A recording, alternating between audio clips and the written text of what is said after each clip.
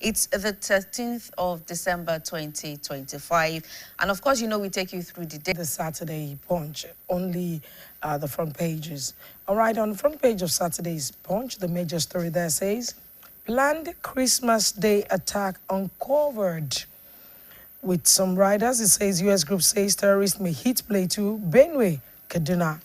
Alert doubtful, don't create unnecessary panic. That's coming from presidency. All right, some other stories there. It says no Christian Muslim genocide in Nigeria. That's coming from Tinubu. And finally, the president has spoken. All right, of course, we also have the story Osun Hospital detains newborn over mother's 700,000 debt. That's serious.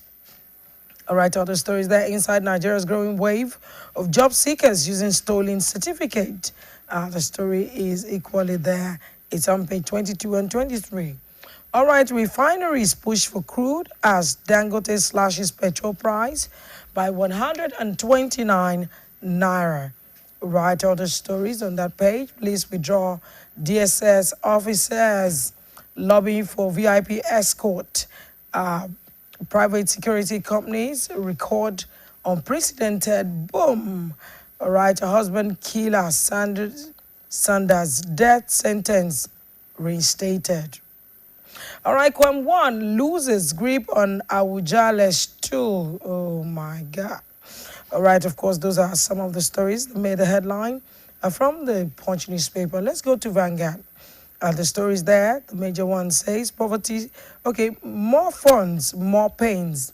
Poverty still rising as FG states local government allocation doubles in 4 years. The story is on page 10. Of course, with some riders, says share 44.04 trillion naira in 34 months. 139 million Nigerians live on less than 376 naira 50 kobo per day. Right, FG ends 31.265 trillion naira in 10 months. Share 18.54 trillion naira, spends 11.171 trillion naira on transfer, refund others, revenue collection. GOPS 1.167 trillion naira, states more financially buoyant, I beg your pardon now. That's coming from Oyebanji. Growth in revenue misleading, not reducing poverty among Nigerian economists. That's coming from economists. All right, Supreme Court falls. Tinubu's clemency affirms death sentence of Miriam Sanda. Bad governance responsible for coup. Activists react to Benin. Military action. All right, a super tanker seized by U.S. for crude oil theft last sailed to Nigeria in 2024. That's coming from Nimasa. Tax reform. No one will touch money in your bank account, Oyedele assures Nigerians. Relief for commuters as Ubasani maintains free CNG transport scheme. All right, and the last one on that page, Saturday Vanguard. AFCON 2025, Eagle squad raises more questions than answers. The story is on page 18. All right, let's look at the Nation newspaper. New tax law, banks to file reports on accounts with 25 million naira per quarter turnover. Ooh. All right, government rules out tax-related debt on bank customers' accounts. Bank to demand tin from taxable Nigerians. Right, Dangote slashes ex-depot petrol price from 828 to 699 naira per litre. No genocide in Nigeria, Tinubu insists. Ex-minister Ngige arraigned over alleged 22 billion naira contract fraud, remanded in prison. Wow. All right, Supreme Court affirms Miriam Sanders' death sentence. And of course, we have this alleged 150 million extortion. Prime Minister reports Lagos prophet to DSS. All right, frustration as skyrocketing airfare threatening Christmas travel. That's a serious one. Of course, that's from the Nation newspapers. And that's all I have this morning. Over to you for me. All right, I'll be taking the Saturday Tribune. And on the front page, we have a story on page 3. It says, after Anambra, we won't lose any governorship election again. APC vows. And the writer says, it is determined to take Osun.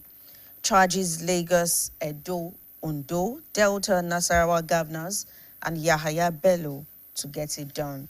All stories on page 3. Still on page 3, Supreme Court affirms Miriam Saunders' death sentence despite presidential pardon. Court remands Ngige in Kuje prison. That story is on page 4. There is no government in power. Tinubu is the person in power. It does not share it with anybody. And that's coming from Daily Momodu. That story is on page 8. Dangote Refinery cut petrol ex-depot price to 699 naira as festive travel peaks. That's on page 6. Makinde Seriake Dixon mourn late Bayelsa deputy governor. And that's on page 7. Lastly, on the front page of Saturday Tribune is a story on page 12. It says, my wife chased me with cutlass anytime we fought. Husband, I want him to give our children 70,000 naira per month for food. Wife. That's all on the front page of Saturday Tribune. Taking some of the inside stories. On page 4, we have no Christian-Muslim genocide in Nigeria, and that's coming from President Tinubu. Ngige to spend weekend at Kuje prison, arraigned over alleged 2.2 billion naira fraud. Like someone is just being given, like a free meal ticket. Spend the weekend at Kuje prison. Can you imagine? And what is a Kuje prison? It's like the Kirikiri maximum prison in Lagos. But at the same time, when we find our leaders, especially when we're talking about corruption, fraud, when we find anyone, no one should be above the law. Yeah. So, the someone news will still yesterday. chicken and be sentenced, for might so not many even years. be arraigned at all, and they will just be there. I'm even saying that sometimes when they go to court, they are being sentenced and punished, fined for their offenses. So why should the rich go unpunished? So exactly. I like the fact that, that headline just said, arraigned to Kuje prison to spend the weekend. It makes sense. Yeah. 2.2 billion, alleged 2.2 billion naira fraud. That's a lot of money. And I think it was arraigned on 8-count charge. I saw the breakdown of everything yesterday. And I'm sure in the coming days, we'll see what becomes of this particular issue. Moving on, still on the same page 4, Alafin assures NDLEA of support collaboration in fight against illicit drugs. Why we need traditional rulers to join the crusade against substance abuse, that's coming from Marwa. On page 5, on the right corner, we have the chairman of the Broadcasting Corporation of Oyo State, BCOS, Chief Mrs. Dotun Laiton. We also have BCOS Guest of the Month and presiding pastor, Living Spring International, Pastor Femi Emmanuel, and our own Tola Teriba during the Guest of the Month program held here at BCOS, and that's a picture of the event. Moving on, Polytechnic Ibadan flags off 40th graduation ceremony, rolls out week-long activities. Adeleke formally became Osun Accord member on November 6, 2025. Party chairman Akonde clarifies. Lawmakers urge women with disabilities to harness their potential. QUAS visits Oba of Lagos. 6 traditional support for military operations. Ex-Speaker hails Ayeda Atiwa over resuscitation of Owena Dam project in Ondo. Nigeria can become Africa's food basket by implementing Kampala Declaration. And that's coming from Nigeria Agribusiness Group President. All stories on page 5. Moving on to page 27. Here is a question. How would you rate President Bola Tinubu on his handling of current security challenges in Nigeria? How would you rate the president? That's a question to us all. And taking some sports stories on page 30. Ronaldo, Messi inspire every player. That's coming from Haaland. Don't blame Alonso, says Benzema. Arteta rules out January exit from Jesus. I don't want Salah to leave. That's coming from Slot.